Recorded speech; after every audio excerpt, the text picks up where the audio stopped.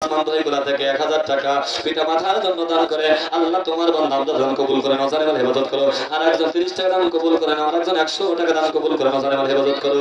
বিপুল পরিমাণে আল্লাহ পিতা মামা দালাল উদ্দিন মন্দিরপাড়া থেকে 100 টাকা আল্লাহ বিপুলের দান কবুল করে নাও। আর একজন 20 টাকা দান কবুল করে নাও, আর একজন 10 টাকা দান কবুল করে নাও, আর একজন 20 টাকা দান কবুল করে নাও।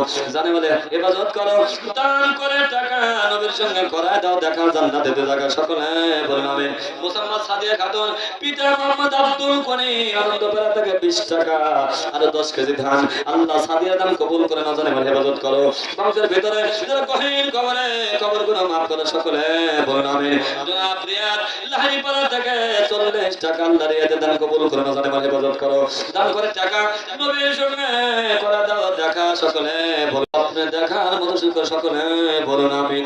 আরো জোরে বলেন আমিন। জনাব মুসাম্মদ সবুরা খাতুন পিতা নেত্র জাহির আলী আল্লাহ বৈরব থেকে 1010 টাকা জোরে বলেন মারহাবা। একটু হাত তুলুন দোয়া করে দিয়ে আল্লাহ সবুরা খাতুনের দান কবুল করে নাও। আব্বা জান জাহির আলী কবরের